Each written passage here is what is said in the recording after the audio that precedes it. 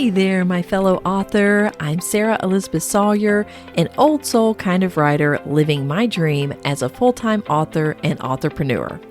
But I didn't start out living a confident, creative lifestyle.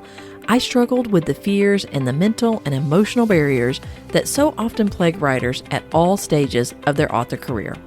But the truth is that with the right knowledge, tools, and training, you can overcome those barriers. I'm here to teach you how I've developed a lifestyle that's allowed me to publish 19 books and counting.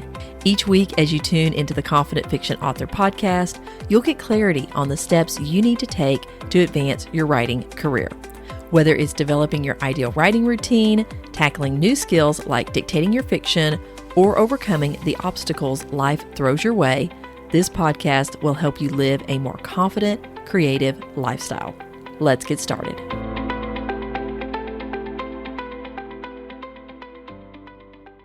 Hey there, my fellow author, and welcome to this week's episode of the Confident Fiction Author Podcast.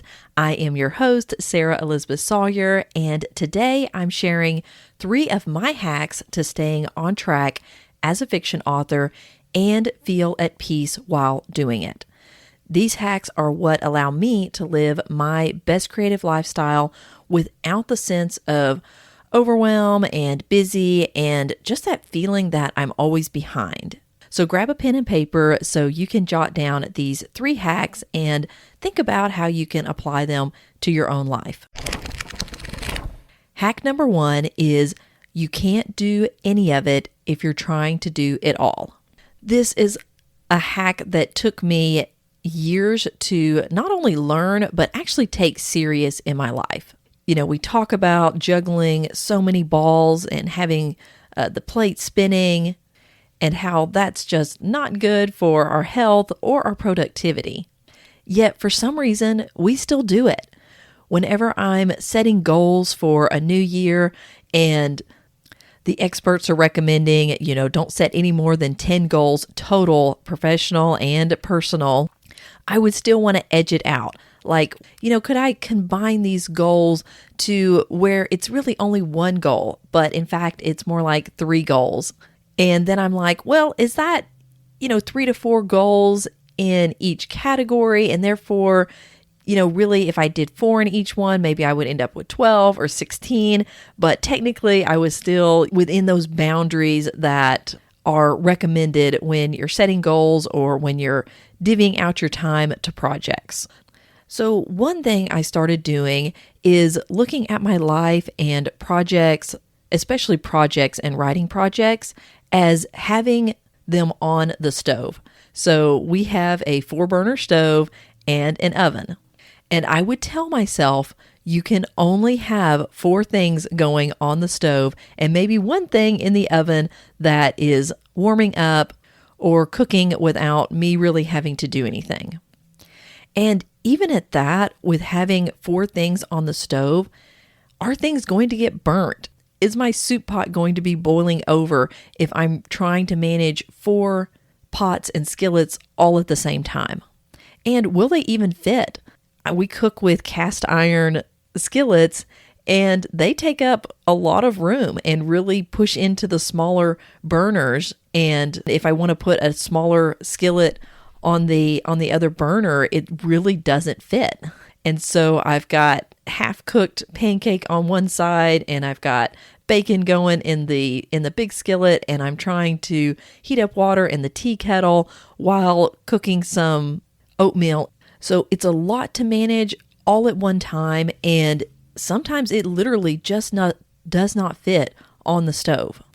And that's when I have to step back and figure out, is there a different way that I need to do this? Do I need to do this more in phases? Like, go ahead and heat my water up while I'm doing the prep for cooking. That way that's done and I can push it to the side and make more room for what it is that I want to more focus on cooking at the same time. And then I need to set a timer so that what's in the oven doesn't burn while I'm distracted with what I'm cooking on the stove. So projects, especially writing projects for me, are a lot like that. I have projects that are very active, really require me to be on top of them really on a daily basis, such as when I'm writing a first draft. I really need to stay on that and write every day or as much as I'm able to so that I stay in the flow of the story, because otherwise it just sits there and gets soggy because I have the heat down too low on it and trying to run it too much in the background. And so with something like that, I run the risk of it not getting cooked at all. So we may have our marketing on a red hot burner, but if we're not actually writing and producing new books, what will that do to our overall meal, right? So the first thing to think about is what kind of projects are on your stove, how many projects are on there, and do they all fit? And then if you have something in the oven, what I equate this to is ideas that I have simmering for a future series that I want to do. And it's just a matter of checking on that every once in a while, setting a timer so that I don't completely forget about it. So I do keep it somewhere in my goals and just generally on my mind so that when the time comes, I can pull that out from warming in the oven and put it on the stove and really get it cooking. And the other thing is you have to remember you only have one stove. So if it's all full of just your projects and your writing projects, where is the rest of life? Do you have a hot plate going over on the countertop, an Instapot or convection oven, air fryer? Like what else is going on in your life? And are you trying to bounce around between what's boiling and burning on the stove to the tea kettle whistling to the Instapot whistling? And when you have all of these things going in your life, staying on this food theme, it is a recipe for disaster, and you run the real risk of burnout. So if you're trying to do it all, and you have your stove and your oven completely full of projects, and you're also trying to do all of the other things in life, are you really getting any of it done? And so hack number one to remember is this stovetop analogy, choosing which projects to put on to cook at any given time. Hack number two, say yes to things today that will create more time and energy tomorrow. This goes along with something that I tell myself almost every day whenever I have a task that I need to take care of, but I'm just feeling kind of tired and I would rather just chill out and read on the couch. And that is, I tell myself, your future self will thank you. So as you're going through your day and your week, think about what you can do that your future self will thank you for. Things that will create more time and energy for you tomorrow. One of the things that I like to do is clearing off the little items at the end of my day. So replying to text messages and ideally picking out my clothes for the next day. That just leaves my brain freer and clearer the next morning because I am a morning writer. So that's my peak time to do my writing. And if I clear off the little things the evening before or the afternoon before, it reduces the number of decisions that I need to make the next morning. And just in general, clearing that mental space that I'm not like, oh, I didn't reply to a text that a friend sent me, and should I do that this morning? Oh, it's kind of early and they don't get up as early as I do, so I need to do that at lunchtime. So that's going through my brain first thing in the morning whenever I'm pulling up my phone and my computer to get started with the day, rather than just thinking about the story world that I'm going to be working in or the task that I need to do that day. So clearing off the little things, even like picking out your clothes. If I have a presentation that I'm going to be doing the next day, or whenever I'm in boot camp season and I'm teaching my dictation boot camp for authors, I like to go ahead and pick out my clothes for the next day because my mornings are shorter. Since the first session is usually like at 10 a.m. my time, so my mornings are a little shorter. And if I already have my clothes picked out, I can just get dressed in the morning and be ready for the day without taking up mental energy, because I'm going to be expending so much energy in a day like that. I'm going to be doing my morning routine, and I'm going to do my writing, and I'm going to take care of email and all of those things. Plus I have teaching on me as well. So I want to reduce the number of decisions and friction that I have in a morning. The other thing that's really valuable, especially for us women who do most of the cooking in the household, and you, if you're a fellow and you do most of the cooking like my brothers do in their households, this is something that we can all apply, and that's doing some meal prepping. And it doesn't always have to be the day before or for the week or for an entire month of meal prepping. One of the things that I like to do first thing in the mornings is whenever I'm unloading and reloading the dishwasher, I will put the tea kettle on and get our tea made and in the fridge for our lunch or our dinner. And the reason why that's one of my tasks is I actually don't do much cooking. My mother and I have a really great system. We live together, and I'm so grateful for how we're able to partner and kind of keep the household in order together. She is a phenomenal cook, so she's our primary cook, and I'm the dishwasher. So it works out really well. But I do like to help out with some things like making our tea so that we can have some good cold green tea with our meals, and also things like shredding cheese, and of course making sure that the dishes are clean and ready for our next meal. With clearing that off, it frees up my mental space and my actual time to put into my writing and my projects later in the day. So think about what you can do in the smaller spaces of your time when maybe there's a lot of noise and distraction going on. And so you're doing some tasks that don't require a lot of focus, like meal prepping or sending text messages. That way those things are taken care of, so that later when your kids are down for a nap, or everyone goes to bed, or you get up super early in the morning to do your writing, your brain and your energy aren't occupied with these little tasks that you typically do during those times when things are sort of settled down in the household. So doing things your future self will thank you for. Another example that I've personally been so grateful that I did invest the time into developing the skill for, and that is dictation. So dictating my fiction creates so much more time for me to work on my project. It gives me more time in the revision and research phases. I write historical fiction, so there is heavy research involved, but because I'm getting my drafts written faster, I'm able to give that focus and that time and energy that I would normally spend typing into revising and publishing my books. So dictation has definitely created more time for me. All right, let's go into hack number 3. Be slow in your yeses.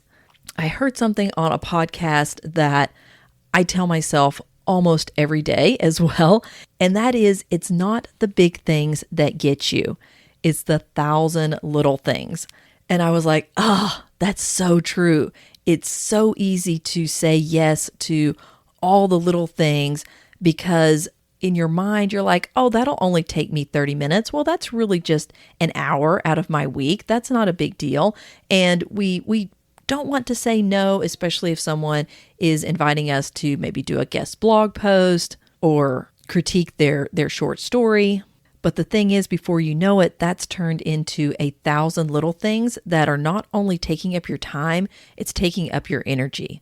And I'm going to talk more in the future about how it's really not about time management, it's about energy management when it comes to living your dream creative lifestyle as an author. So for me, I always know whenever I've messed up and said yes to something that I just shouldn't have. And that's when the time comes to fulfill that obligation.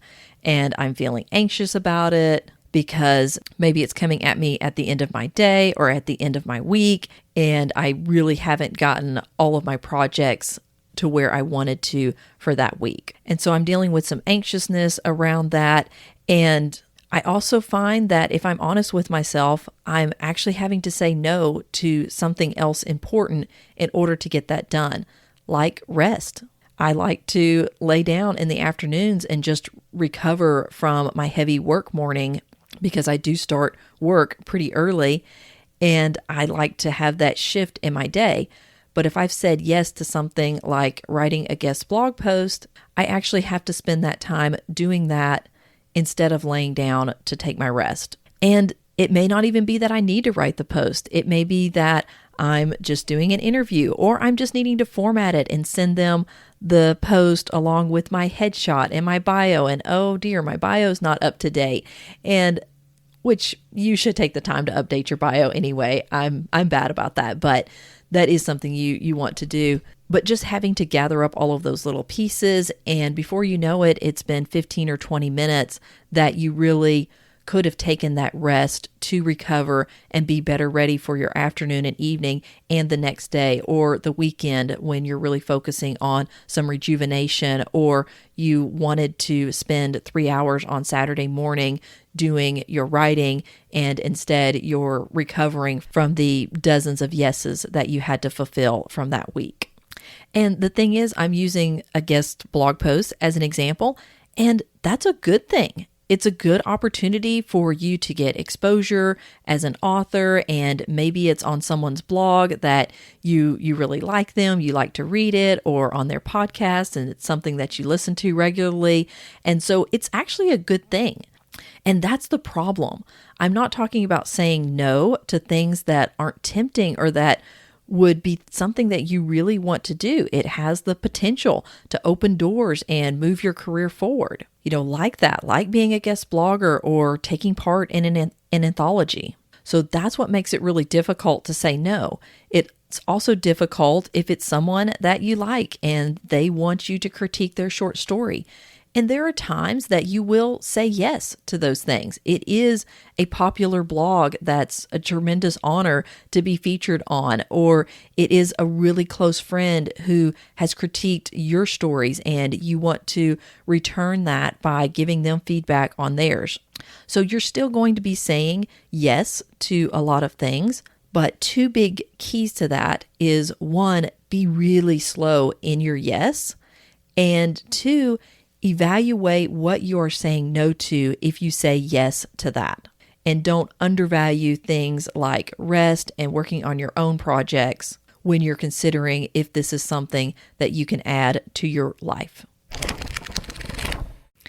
All right, so to recap, hack number 1 is to visualize your life as a stovetop and keep the number of items that you have cooking at a boil to a manageable amount.